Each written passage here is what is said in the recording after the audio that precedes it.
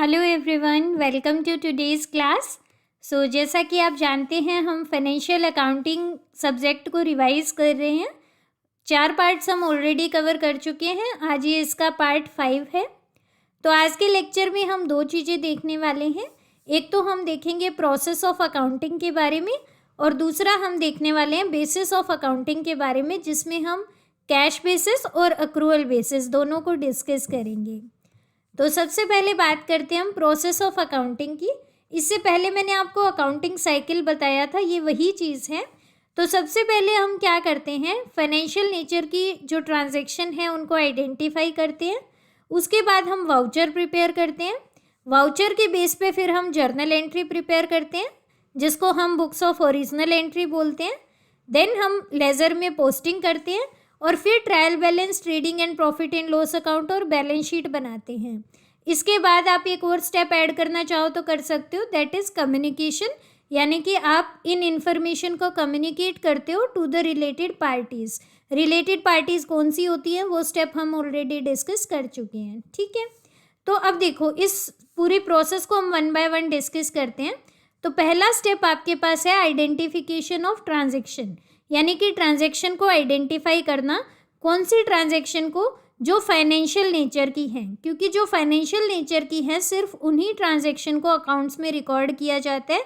मैंने आपको बहुत बार बताया कि जो नॉन फाइनेंशियल नेचर की ट्रांजैक्शन है, जैसे आपका कोई अच्छा मैनेजर रिटायर हो गया, आपके एम्प्लॉयर और एम्प्लॉय के बीच कैसे रिलेशन है, ये सब चीज़ें जो हैं ये रिकॉर्ड नहीं की जाती हैं अकाउंटिंग के अंदर। तो सबसे पहला स्टेप आपका ये है कि ये आइडेंटिफाई करो कि कौन सी ट्रांजैक्शन फाइनेंशियल नेचर की हैं। उसके बाद आपको क्या करना है, आपको सोर्स डॉक्यूमेंट की मदद से आइडेंटिफाई करना है। मतलब सोर्स डॉक्यूमेंट क्या होता है? जैसे देखो, आप कोई भी परचेज या सेल करते हो तो उसका कुछ ना कुछ आपको कैश, इनवॉइस, बिल, कुछ ना कुछ आपके पास प्रूफ होता है ना, यही होता है सोर्स डॉक्यूमेंट, ठीक है। सोर्स डॉक्यूमेंट मतलब इस ट्रांजैक्शन का सोर्स क्या है, अगर आप इसको रिकॉर्ड करने वाले हो तो इसका सोर्स क्या है। तो सोर्स डॉक्यूमेंट में आपके कैश मेमो आ सकते हैं, इनवॉइस आ सकते हैं, बिल आ सकता है, कैश रिसीट आ सकता है। ये सोर्स डॉक्यूमेंट हम आने वाले चैप्टर्स में कवर करेंगे कि कौन से सोर्स डॉक्यूमेंट कब प्रिपेयर किया जाता है, ठीक है। तो पहला स्टेप आपका यही है कि आप फाइनेंशियल नेचर की ट्रांजैक्शन को आइडेंटिफाई करो और उससे रिलेटेड सोर्स डॉक्यूमेंट कलेक्ट करो, ठीक है। अब उसके बाद क्या है, आप वाउचर प्रिपेयर करते हो। तो जो ये सोर्स डॉक्यूमेंट है, कैश मेमो, इनवॉइस, इनकी मदद से हम वाउचर प्रिपेयर करते हैं। वाउचर क्या होता है? देखो, हर ट्रांजैक्शन के लिए हम एक सेपरेट वाउचर बनाते हैं, जिसमें हम ये दिखाते हैं कि कौन से अकाउंट को आपको डेबिट करना है, कौन से अकाउंट को क्रेडिट करना है और कितनी कितनी अमाउंट से करना है, ठीक है। तो वाउचर समझ गए आप। वाउचर में आप इस तरह से फॉर्मेट बनाओगे कि कितनी अमाउंट डेबिट करनी है, कितनी अमाउंट क्रेडिट करनी है, कौन सा अकाउंट डेबिट करना है, कौन सा अकाउंट क्रेडिट करना है, ठीक है। तो हर फर्म का अपने नाम से वाउचर प्रिंट होते हैं। तो जितनी भी ट्रांजैक्शन आप करोगे, हर ट्रांजैक्शन के लिए आप एक वाउचर प्रिपेयर करते हो, ठीक है। और वाउचर को हम सीरियल नंबर करके और उनका रिकॉर्ड रखते हैं, ताकि जब ऑडिट किया जाएगा अकाउंट्स का तो हम चेक कर सकें कि ये वाली ट्रांजैक्शन है, इसका वाउचर कौन सा है, ठीक है। उसके बाद देखो, कुछ केसेस ऐसे होते हैं जब वाउचर और सोर्स डॉक्यूमेंट सेम होते हैं, जैसे पेटी एक्सपेंस मीन्स जो छोटे छोटे खर्चे आपके होते हैं, उनके केस में आपका वाउचर और सोर्स डॉक्यूमेंट सेम होते हैं। तो आपके पास ये क्वेश्चन आ सकता है स्टेटमेंट की फॉर्म में कि sometimes voucher and source documents are same, ठीक है। तो ये चीज़ हो सकती है, हमेशा नहीं होते हैं सेम, लेकिन कुछ केसेस में ऐसा होता है कि वाउचर और सोर्स डॉक्यूमेंट दोनों सेम होते हैं, ठीक है। देन देखो, प्रोसेस ऑफ अकाउंटिंग में जो थर्ड स्टेप है, 2 स्टेप हमने कर लिए, तीसरा स्टेप है बुक्स ऑफ ओरिजिनल एंट्रीज में रिकॉर्डिंग करना। इसको हम रिकॉर्डिंग करना बोलते हैं, ये चीज़ ध्यान रखिएगा। जब हम जर्नल में डालते हैं एंट्रीज को, या जो सब्सिडियरी बुक्स है उसमें डालते हैं, तो उस प्रोसेस को रिकॉर्डिंग बोलते हैं या जर्नलाइजिंग बोलते हैं। इसी तरह से जब आप लेजर बनाते हो तो उसको पोस्टिंग बोलते हैं, ठीक है। तो ये वर्ड्स इंपॉर्टेंट है। तो हम बुक्स ऑफ ओरिजिनल एंट्रीज क्यों बोलते हैं? क्योंकि ओरिजिनली आपकी एंट्रीज यहाँ जाती है। फॉर द फर्स्ट टाइम जो आप एंट्री करते हो वो यहाँ पे करते हो, ठीक है। तो फर्स्ट टाइम जब आपकी ट्रांजैक्शन रिकॉर्ड होगी अकाउंट्स में कहीं भी, पूरे अकाउंटिंग साइकिल में, तो वो आपकी इन्हीं बुक्स के अंदर रिकॉर्ड होगी। और किस ऑर्डर में होगी? क्रोनोलॉजिकल ऑर्डर में होगी। ये चीज़ ध्यान रखिएगा, कि जो भी जर्नल बनाए जाते हैं या सब्सिडियरी बुक्स बनाई जाती है वो क्रोनोलॉजिकल ऑर्डर में होती है, यानी डेट वाइज ऑर्डर में होती है।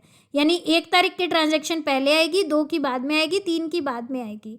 लेकिन जब आप लेज़र बनाते हो वो क्रोनोलॉजिकल नहीं होते। लेज़र में क्या होता है कि जैसे एक पर्टिकुलर आइटम से या पर्टिकुलर पर्सन से रिलेटेड जितनी भी ट्रांजैक्शन हुई है वो सारी एक जगह रखते हैं, चाहे वो 1 की हो, 4 की हो, 5 की हो, ये चीज़ नहीं देखी जाती। यानी उसमें डेट वाइज नहीं होता, उसमें पर्सन वाइज ट्रांजैक्शन रिकॉर्ड होती है या आइटम वाइज ट्रांजैक्शन रिकॉर्ड होती है। ठीक है, अब देखो इसमें क्या है, आपके जर्नल भी आते हैं और सब्सिडियरी बुक्स भी आते हैं। सब्सिडियरी बुक्स मैंने आपको पहले भी बताया है, कैश बुक है, परचेज बुक है, परचेज रिटर्न बुक है, सेल्स रिटर्न बुक है, सेल्स बुक है। इस तरह से सारी आपकी सब्सिडियरी बुक्स होती हैं। सब्सिडियरी बुक्स को ही आप स्पेशल जर्नल्स भी बोलते हो और सब जर्नल्स भी बोलते हो। ठीक है, तो ये चीज़ आपको ध्यान रखना है। जर्नल्स और सब्सिडियरी बुक्स में हम रिकॉर्ड करते हैं। सब्सिडियरी बुक्स का नाम कई बार स्पेशल जर्नल्स भी आ सकता है। अब कोई क्वेश्चन में अगर स्पेशल जर्नल्स दिया हो तो ये आपको समझ जाना है कि ये सब्सिडियरी बुक की ही बात कर रहा है। ठीक है, देन देखो जब हम इस तरह से स्पेशल जर्नल्स में यानी सब्सिडियरी बुक्स में रिकॉर्ड करते हैं ट्रांजैक्शन, तो उसको क्या बोलते हैं हम, practical system of book keeping बोलते हैं। ठीक है, यानी एक ऑप्शन तो क्या है आपके पास कि आप सारी ट्रांजैक्शन जर्नल में रिकॉर्ड करो, लेकिन जो बहुत बड़े बड़े बिजनेस होते हैं उनके लिए ये पॉसिबल नहीं होता, इसलिए वो क्या करते हैं अलग अलग सब्सिडियरी बुक्स मेंटेन कर लेते हैं। जैसे कैश बुक मेंटेन कर ली कैश ट्रांजैक्शन के लिए, परचेज बुक मेंटेन कर ली क्रेडिट परचेजेस के लिए। इस तरह से वो अलग अलग बुक्स को मेंटेन करते हैं। ये कौन कौन सी बुक्स होती है हम ऑलरेडी कवर कर चुके हैं, इसलिए मैं दोबारा से नहीं करवा रही हूँ। तो जब हम इस तरह से सब्सिडियरी बुक्स मेंटेन करते हैं तो उस सिस्टम को हम बोलते हैं practical system of book keeping. ठीक है, ओके, नेक्स्ट स्टेप जो आपका है that is posting to ledger, यानी लेजर में ट्रांसफर करना। लेजर मतलब क्या, लेजर यानी अकाउंट में ट्रांसफर करना। जैसे आपने बनाया मान लो एक्स का अकाउंट, ठीक है, या आपने बनाया मान लो मशीन का अकाउंट। ठीक है, तो उसमें आप क्या करोगे, मशीन से रिलेटेड जितनी भी जर्नल एंट्रीज हैं उनको आप यहाँ पे डाल दोगे। ठीक है, तो इसमें इस तरह से होता है, इधर डेबिट और इधर क्रेडिट अमाउंट होती है। यहाँ पे आप 2 करके एंट्री पास करते हो, यहाँ पे आप बाय करके एंट्रीज पास करते हो। ये अभी हम लेजर बनाना सीखेंगे तब हम और डिटेल में देख लेंगे। फिलहाल ये आपका नेक्स्ट स्टेप है लेजर में पोस्ट करना। तो हम क्या करते हैं, देखो लेजर के अंदर जितनी भी एंट्रीज हमने जर्नल में डाली थी वो सारी हम उनके रिस्पेक्टिव अकाउंट्स में डाल देंगे। ये है पोस्टिंग। ठीक है, इसको हम बोलते हैं पोस्टिंग। जर्नल में डालने को हम बोलते हैं रिकॉर्डिंग या जर्नलाइजिंग, और लेजर में डालने को हम बोलते हैं पोस्टिंग। अब लेजर जो है इसको प्रिंसिपल बुक ऑफ अकाउंट्स बोलते हैं। This is very important question, आपसे ये पूछा जा सकता है कि इनमें से किस बुक को प्रिंसिपल बुक ऑफ अकाउंट्स बोलते हैं, तो लेजर को बोलते हैं। यहाँ पे आपको ध्यान देना है, ये कई बार क्या करते हैं कंफ्यूज करने के लिए इस तरह से दे देंगे कि जर्नल प्रॉपर को बोलते हैं, या दे देंगे कि कैश बुक को प्रिंसिपल बुक ऑफ अकाउंट्स बोलते हैं। नहीं, लेजर को प्रिंसिपल बुक ऑफ अकाउंट्स बोलते हैं। जर्नल प्रॉपर क्या होता है, देखो आपने सब्सिडियरी बुक्स बनाई, जितनी भी सब्सिडियरी बुक्स के अंदर ट्रांजैक्शन नहीं गई वो सारी किस में रिकॉर्ड होती है, जर्नल प्रॉपर में रिकॉर्ड होती है। तो जर्नल प्रॉपर अलग चीज़ है, लेजर जो हैं उनको हम बोलते हैं प्रिंसिपल बुक ऑफ अकाउंट्स। इस चीज़ को आपको बहुत अच्छे से ध्यान रखना है। ठीक है, तो लेजर वो जगह होती है जहाँ पे एक पर्टिकुलर आइटम से या एक पर्टिकुलर पर्सन से रिलेटेड जितनी भी ट्रांजैक्शन होती है वो रिकॉर्ड की जाती है। तो ये क्रोनोलॉजिकल वाइज नहीं होता है, ये पर्सन वाइज होगा। जैसे मान लो पहले पेज पे आपने बनाया मशीन अकाउंट, तो मशीन से रिलेटेड सारी ट्रांजैक्शन आएंगी, चाहे वो 1 तारीख को हुई हो, चाहे वो 15 को हुई हो, चाहे वो 30 को हुई हो, कितनी भी तारीख को हुई हो। ठीक है, ओके, नेक्स्ट देखिए आप, नेक्स्ट फिर आप क्या करते हो, आपने लेजर बना लिया, फिर आप ट्रायल बैलेंस बनाते हो। ट्रायल बैलेंस क्या होता है, ये एक स्टेटमेंट होती है। ये भी बहुत इंपॉर्टेंट पॉइंट है नोट करने के लिए कि ट्रायल बैलेंस अकाउंट नहीं होता है, ट्रायल बैलेंस एक स्टेटमेंट होती है। अकाउंट तो इस तरह से अभी मैंने आपको बताया ना, जो हम लेजर बनाते हैं, इधर डेबिट इधर क्रेडिट, यहाँ पे 2 करके एंट्री और यहाँ बाय करके एंट्री, ये अकाउंट होते हैं। ठीक है, अकाउंट हम किस बेसिस पे बनाते हैं, जर्नल के बेसिस पे प्रिपेयर करते हैं। लेकिन ट्रायल बैलेंस एक स्टेटमेंट होती है। और कैसे हम इसको प्रिपेयर करते हैं, जो हमने लेजर अकाउंट्स बनाए थे उनके बैलेंसेस निकाल लेते हैं। तो किसी अकाउंट का डेबिट बैलेंस होगा, किसी का क्रेडिट होगा, उसी की मदद से हम ट्रायल बैलेंस बनाते हैं। जैसे ट्रायल बैलेंस में आप क्या करोगे, यहाँ पे मान लो आपने लिखा मशीन अकाउंट, तो यहाँ डेबिट अमाउंट लिखते हैं, यहाँ क्रेडिट अमाउंट लिखते हैं। तो अगर मशीन का डेबिट बैलेंस है तो यहाँ आ जाएगा 10,000 रुपये या जो भी है। ठीक है। इसी तरह से मान लो क्रेडिटर्स लिखे, क्रेडिटर्स का बैलेंस क्रेडिट होगा तो मान लो 12,000 है तो 12,000 यहाँ दिखा देंगे। ठीक है, तो इस तरह से डेबिट और क्रेडिट बैलेंस जो है आपके शो किए जाते हैं। ठीक है, फाइन। तो ट्रायल बैलेंस क्या है? एक स्टेटमेंट है जिसके अंदर हम सारे भी जितने भी हमने लेजर अकाउंट्स बनाए थे उनके बैलेंसेस को दिखाते हैं। और किस लिए दिखाते हैं? हम इसका टोटल करते हैं लास्ट में। तो डेबिट और क्रेडिट टोटल अगर इक्वल आता है तो हम ये अज्यूम कर लेते हैं कि अर्थमेटिकली हमारे अकाउंट्स एक्यूरेट है। हालांकि अकाउंट्स में एरर फिर भी हो सकती है, वो कौन सी एरर्स है वो हम देखेंगे जब हम ट्रायल बैलेंस वाला चैप्टर करेंगे तो। लेकिन अभी आप ये समझ लीजिए कि ट्रायल बैलेंस आप किस लिए प्रिपेयर करते हो? अकाउंट्स की अर्थमेटिकल एक्यूरेसी चेक करने के लिए। ठीक है, सॉरी, ट्रायल बैलेंस आप प्रिपेयर करते हो अकाउंट्स की अर्थमेटिकल एक्यूरेसी चेक करने के लिए। शायद मैंने गलत बोल दिया था। Okay, then trading and profit in loss account prepare करते हैं। देखो, ट्रेडिंग अकाउंट जो होता है ना वो ग्रोस प्रॉफिट ग्रोस लॉस को शो करता है। वहीं जो आपका प्रॉफिट इन लॉस अकाउंट है ये नेट प्रॉफिट या नेट लॉस को शो करता है। ठीक है, अब ये चीज़ ध्यान रखिए कि जो भी trading and profit in loss account है वो एक पर्टिकुलर पीरियड का होता है। देखो, आप ये कहोगे कि मुझे पिछले 6 महीने में इतना प्रॉफिट हुआ या मुझे पिछले 1 साल में इतना प्रॉफिट हुआ। आप ये नहीं कहोगे कि मुझे आज इतना प्रॉफिट हुआ। मतलब जो आप प्रॉफिट कैलकुलेट करते हो उसमें क्या करते हो? एक ईयर के जितने खर्चे हैं वो लिखते हो, एक ईयर की जितनी इनकम है वो लिखते हो और उनको कंपेयर करते हो। तो प्रॉफिट इन लॉस अकाउंट या ट्रेडिंग अकाउंट जो बनता है वो फॉर अ पर्टिकुलर पीरियड बनता है। इसलिए आपने देखा होगा कि प्रॉफिट इन लॉस अकाउंट जब आप बनाते हो तो उसके नीचे लिखा होता है फॉर 1 ईयर और ईयर एंडिंग ऑन दिस। ठीक है, इस तरह से आपको इन्फॉर्मेशन दी होगी। वहीं जो बैलेंस शीट हम बनाते हैं, बैलेंस शीट पहली बात तो दिखाती क्या है? फाइनेंशियल पोजीशन को दिखाती है। मैंने आपको पहले भी बताया था फाइनेंशियल पोजीशन जहाँ भी ये वर्ड आए उसका मतलब है कि आपकी एसेट, लायबिलिटीज और कैपिटल को दिखाती है। ठीक है, तो बैलेंस शीट फाइनेंशियल पोजीशन को दिखाती है, लेकिन ये एक पर्टिकुलर डेट पे बनाई जाती है। जैसे आप बैलेंस शीट बनाओगे तो उसके नीचे लिखते हो एज ऑन दिस डेट। ठीक है, जैसे एज ऑन 31/12/2022। ठीक है, ये लिखा आपने, तो ये क्या है? एक पर्टिकुलर डेट के ऊपर बनाई जाती है। प्रॉफिट एंड लॉस अकाउंट एक पर्टिकुलर पीरियड के लिए बनता है, बैलेंस शीट एक पर्टिकुलर डेट पे बनती है। इन पे है ना ये छोटे छोटे क्वेश्चन बनेंगे स्टेटमेंट की फॉर्म में। ठीक है, जैसे आपके पास आ जाता है ना ये 4 स्टेटमेंट है, इनमें से कौन सी करेक्ट है कौन सी नहीं है, तो वो ऐसे कर देते हैं कई बार कि balance sheet shows financial position of business for a particular period, तो वो स्टेटमेंट गलत हो जाएगी। लेकिन आप देखोगे बैलेंस शीट फाइनेंशियल पोजीशन, हाँ ये स्टेटमेंट ठीक है। तो आपको बहुत ध्यान से पढ़ना है पूरी की पूरी स्टेटमेंट को। ठीक है, देन देखिए नेक्स्ट है आपका बेसिस ऑफ अकाउंटिंग, यानी अकाउंट्स जब हम प्रिपेयर करते हैं तो कौन से बेस को यूज़ करते हैं? 2 बेस है, एक कैश बेसिस, एक अक्रूवल बेसिस। कैश बेसिस ये कहता है कि कैश के अकॉर्डिंग ट्रांजेक्शन को रिकॉर्ड करो। मतलब एक्सपेंडिचर उस टाइम पे मानो जब आपने उसे पे किया है, और इनकम को इनकम उस टाइम पे मानो जब आपको वो रिसीव हुई है। यानी हम यहाँ पे कैश इनफ्लो और कैश आउटफ्लो के अकॉर्डिंग खर्चे और इनकम रिकॉर्ड करेंगे। वहीं अक्रूवल बेसिस क्या कहता है कि जो खर्चा जिस पीरियड का है उसी पीरियड का माना जाए, चाहे आपने उसे पे किया है चाहे नहीं किया है। ठीक है, इसी तरह से मान लो आपने कोई एडवांस पे कर दिया, जैसे मान लो आपने अगले 6 महीने का रेंट दे दिया जो इस साल का नहीं था लेकिन आपने इस साल दे दिया, तो वो इस साल का खर्चा ना माना जाए क्योंकि वो नेक्स्ट ईयर का खर्चा है, तो उसको हम नेक्स्ट ईयर के खर्चे में ही दिखाएंगे।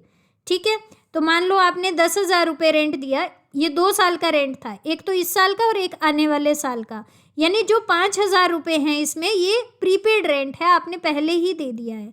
तो इसका मतलब क्या है? 5,000 रुपये ही आप दिखाओगे। ये आपने टोटल रेंट दिया था, इसमें से प्रीपेड एक्सपेंस हम माइनस कर देंगे क्योंकि ये इस साल का खर्चा नहीं है। ठीक है, और फिर जो ये 5,000 बचा है ये हम दिखाएंगे क्योंकि ये इस साल का खर्चा है। ठीक है, तो हम ये नहीं देखेंगे कि हमने अमाउंट कितनी पे की है, हम देखेंगे कि इस पीरियड का खर्चा कितना है। इसी तरह से मान लो आपने 5,000 रुपये सैलरीज दी, लेकिन 5,000 रुपये सैलरी आपको और देनी थी जो आपने नहीं दी, तो ये आउटस्टैंडिंग सैलरीज हैं। अभी आपने हालांकि इस साल नहीं दी है लेकिन हम इस साल के एक्सपेंडिचर में इसको ऐड करेंगे क्योंकि ये सैलरी इसी साल की है, तो ये 10,000 रुपये हम अकाउंट्स में दिखाएंगे। यानी हम इनकम या एक्सपेंडिचर जो है वो इस बेस पे नहीं दिखाते कि वो कितना पे किया गया है या कितना रिसीव हुआ है, हम दिखाएंगे जो जिस पीरियड का है उसको उसी पीरियड में दिखाएंगे। ठीक है, तो ये चीज़ आपको ध्यान रखनी है। अक्रूवल बेसिस में इनकम को हम रिकॉर्ड करते हैं जबकि वो इनकम है, न कि कैश मिला है या नहीं मिला। इसी तरह से एक्सपेंडिचर को हम रिकॉर्ड करते हैं जिस पीरियड के वो एक्सपेंडिचर हैं या जब वो ड्यू हो गए, चाहे हमने उसे पे किया है या नहीं किया है, ठीक है। इसी तरह से कैश बेसिस के अंदर क्या है, कैश के अकॉर्डिंग होता है, ठीक है। तो कैश बेसिस में जब आप प्रॉफिट निकालते हो तो वो receipt and payment account use होता है, ठीक है। कैश बेसिस के अंदर रिसीट एंड पेमेंट अकाउंट हम बनाते हैं, अक्रूवल बेसिस में हम प्रॉफिट एंड लॉस अकाउंट बनाते हैं, ठीक है। ओके फाइन, ये चीज़ें क्लियर है। ये स्टेटमेंट फॉर्मेट में आ सकता है आपके पास कि अक्रूवल बेसिस में प्रॉफिट एंड लॉस अकाउंट बनाते हैं, कैश बेसिस में रिसीट एंड पेमेंट अकाउंट बनाते हैं, ठीक है। चलिए नेक्स्ट करते हैं हम, अक्रूवल और कैश बेसिस के बीच में क्या डिफरेंस है। इन पॉइंट्स को बहुत ध्यान से समझिएगा क्योंकि ये स्टेटमेंट की फॉर्म में आए हुए भी हैं और आगे भी आ सकते हैं, ठीक है। तो देखिए, कैश बेसिस रिकॉर्ड करते हैं सिर्फ कैश ट्रांजैक्शन को, और अक्रूवल बेसिस में हम कैश ट्रांजैक्शन को भी रिकॉर्ड करते हैं और नॉन कैश ट्रांजैक्शन को भी रिकॉर्ड करते हैं। क्योंकि देखो, कैश बेसिस जो है इसमें हम सिर्फ कैश के बेसिस पे चल रहे हैं, तो हम नॉन कैश आइटम को तो रिकॉर्ड कर ही नहीं सकते, राइट। तो कैश बेसिस में हम सिर्फ कैश ट्रांजैक्शन को रिकॉर्ड करते हैं। इसका मतलब क्या है, कैश बेसिस में प्रॉफिट का एक्चुअली मतलब क्या है कि जितना कैश मिला माइनस जितना कैश आपने पे कर दिया, दैट इज योर प्रॉफिट, ठीक है। क्योंकि कैश बेसिस में इनकम क्या है, जैसे आप इनकम माइनस एक्सपेंडिचर करते हो ना, तो कैश बेसिस में इनकम क्या है आपकी, कितना मिला है आपको, रिसिट, और एक्सपेंडिचर क्या है आपका, पेमेंट। तो रिसिट माइनस पेमेंट कर दोगे तो वो प्रॉफिट आ जाएगा। लेकिन अक्रूवल बेसिस में हम कैश नॉन कैश दोनों ट्रांजेक्शन को रिकॉर्ड करते हैं और यहाँ पे हम एक्चुअल इनकम और एक्चुअल एक्सपेंडिचर देखते हैं, ठीक है। तो अब देखो, कैश बेसिस के अंदर हम आउटस्टैंडिंग प्रीपेड एक्सपेंस या accrued income, income received in advance, इनको कंसिडर नहीं करते। क्यों? क्योंकि कैश बेसिस में तो खर्चा वही है जो आपने दिया है, आउटस्टैंडिंग प्रीपेड का उसमें कोई लॉजिक नहीं है। जैसे मान लो 10,000 रुपये का रेंट आपने इस साल दिया है तो हम 10,000 का खर्चा मानेंगे, चाहे ये रेंट पिछले साल का था, चाहे ये रेंट इस साल का था, हमें उससे मतलब नहीं है। इसी तरह से मान लो आपको 10,000 रुपये सेल से मिले हैं तो हम इसी साल की इनकम मानेंगे इसको, चाहे ये पिछले साल का एरियर आया हो, चाहे ये अगले साल का एडवांस आया हो, उससे हमें कोई लेना देना नहीं है। तो कैश बेसिस में कोई भी आउटस्टैंडिंग प्रीपेड जैसी चीज़ नहीं होती है। एक चीज़ हो रही है, इनकम रिसीव्ड इन एडवांस का मतलब ये है कि आपको पैसा मिल गया है लेकिन आपने गुड्स अब तक डिलीवर नहीं की है। वहीं अक्रूड इनकम का मतलब है वो इनकम जो अराइज हो गई है लेकिन रिसीव नहीं हुई है।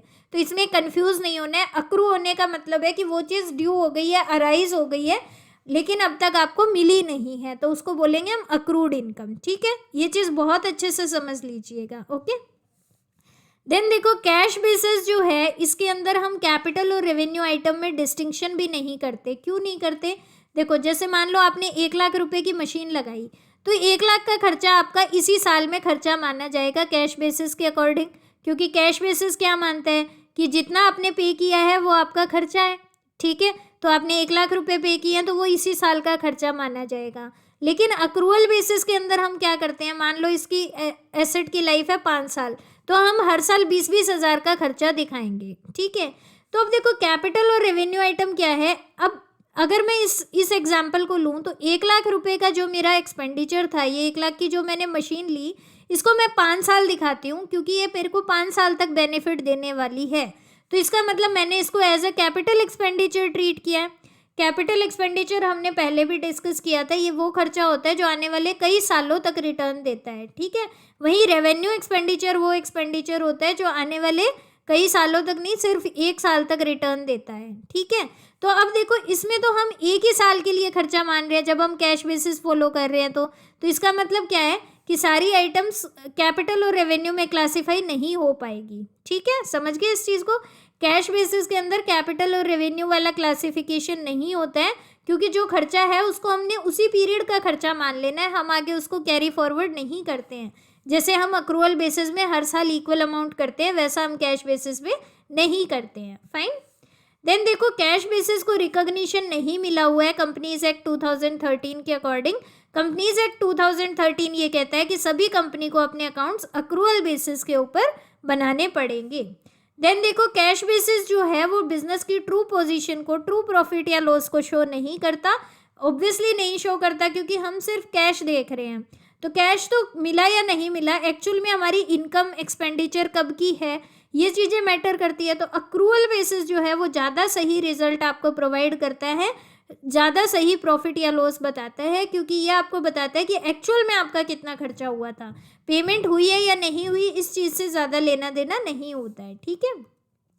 देन देखो कैश बेसिस जो है वो किसके लिए सूटेबल है, प्रोफेशनल पीपल के लिए, लाइक डॉक्टर्स हो गए, लॉयर्स हो गए, चार्टेड अकाउंटेंट्स हो गए, क्योंकि इनके पास मोस्टली ट्रांजेक्शन जो होती है वो कैश नेचर की होती है, राइट। लेकिन जो अक्रूवल बेसिस है वो बिजनेसेस के लिए ज़्यादा सूटेबल है, क्योंकि बिजनेस में उधार में भी बहुत सारा काम होता है, बिजनेस के पास फिक्स्ड एसेट भी ज़्यादा होती है, ठीक है। तो वहाँ पे कैपिटल एक्सपेंडिचर, रेवेन्यू एक्सपेंडिचर, ये वाली क्लासिफिकेशन भी है, राइट। फिर देखो कैश बेसिस में इस चीज़ को लेके पर्सनल जजमेंट नहीं है, क्यों? क्योंकि कैश बेसिस में हम सिर्फ कैश खर्चा दिखा रहे हैं और कैश इनकम दिखा रहे हैं, तो उसमें क्या है, जितना कैश आया और जितना कैश गया है वही चीज़ रिकॉर्ड होगी। लेकिन अक्रूवल बेसिस में आप डेप्रिसिएशन भी दिखाओगे, कैश बेसिस में तो डेप्रिसिएशन नहीं आएगा क्योंकि नॉन कैश आइटम है। तो अक्रूवल बेसिस के अंदर आप क्या करते हो, जैसे आपने प्रोविज़न बनाना है बैड डेट्स के लिए, डेप्रिसिएशन के लिए, तो वो क्या है, पर्सनल जजमेंट का काम हो जाएगा वो, ठीक है, ओके। क्योंकि उसमें फिर ये चीज़ डिपेंड करती है कि आप कितना डेप्रिसिएशन देते हो, आप कितना प्रोविज़न बनाते हो, राइट। देन देखो जो कैश बेसिस है उसके अंदर हम रिसीट एंड पेमेंट अकाउंट बनाते हैं, वहीं अक्रूवल बेसिस के अंदर हम प्रॉफिट एंड लॉस अकाउंट बनाते हैं। ये मैंने आपको पहले भी बता दिया था, क्योंकि प्रॉफिट जब आपको निकालना है तो कैश बेसिस के अंदर क्या है, रिसीट है और पेमेंट है। जो आपको मिला है दैट इज़ रिसीट और जो आपने पे किया है that is payment. But profit and loss account हम बनाते हैं अक्रूवल बेसिस के अंदर, ठीक है। अब देखो चांसेस ऑफ मैनिपुलेशन जो है वो कैश बेसिस में ज़्यादा है, क्यों? क्योंकि पेमेंट को डिले करके आप उसको चेंज कर सकते हो। मान लो किसी साल के अंदर आपको ज़्यादा खर्चे कम खर्चे दिखाने हैं। अगर आपको कम खर्चे दिखाने हैं तो आप क्या करो, आप 31 दिसंबर को पेमेंट करने वाले थे पर आप 1 जनवरी को कर दो। अब ये मान लो 1 जनवरी से 31 दिसंबर तक का मान लो आपका साल है, तो इसमें क्या है, ये पेमेंट इसमें कंसिडर नहीं होगी, इसमें कंसिडर होगी, तो आपको पेमेंट कम दिखा दी यहाँ पे आपने। मान लो आपको ज़्यादा दिखानी है तो जो अगले महीने की पेमेंट है वो इस महीने कर दो, ठीक है, तो आपकी पेमेंट ज़्यादा दिखाई जा सकती है। इसमें आप पेमेंट में मैनिपुलेशन कर सकते हो। लेकिन अक्रूवल बेसिस में क्या होगा कि जो खर्चा जिस टाइम का उसी टाइम पे रिकॉर्ड किया जाएगा, तो वहाँ पे तो ये मैनिपुलेशन पॉसिबल नहीं है, राइट। देन देखो एक और सिस्टम होता है हाइब्रिड और मिक्स्ड बेसिस ऑफ अकाउंटिंग। ये क्या है, इसमें दोनों बेसिस है, कैश बेसिस भी है और अक्रूवल बेसिस भी है। यूजुअली क्या होता है इसके अंदर, जैसे रेवेन्यू और एसेट को तो हम रिकॉर्ड करते हैं कैश बेसिस के ऊपर, और एक्सपेंसेस और लायबिलिटीज़ को हम रिकॉर्ड करते हैं अक्रूवल बेसिस के ऊपर। तो ये चीज़ इंपॉर्टेंट है, यानी रेवेन्यूज़ और एसेट जो हमें मिल रहा है उसको आप कैसे रिकॉर्ड करोगे, कैश बेसिस के ऊपर, यानी कि कैश आया है तो हम उसको रिकॉर्ड कर लेंगे, रेवेन्यू मान लेंगे। लेकिन जो हमारे खर्चे हैं और जो हमारी लायबिलिटी है उसको हम अक्रूवल बेसिस पे रिकॉर्ड करेंगे, यानी उसमें हम आउटस्टैंडिंग और प्रीपेड वाला कंसेप्ट अप्लाई करेंगे, फाइन। तो ये है हाइब्रिड या मिक्स्ड बेसिस ऑफ अकाउंटिंग। आज हमने जितने भी टॉपिक किए हैं इससे वन लाइनर्स बहुत सारे बनते हैं और इन वन लाइनर्स से आपके क्वेश्चन बनते हैं। तो मेक श्योर कि आप इसको बहुत अच्छे से करें और एक एक कंसेप्ट जो है उसका आप डिटेल से समझें, ठीक है। So thank you so much for your time, have a good day.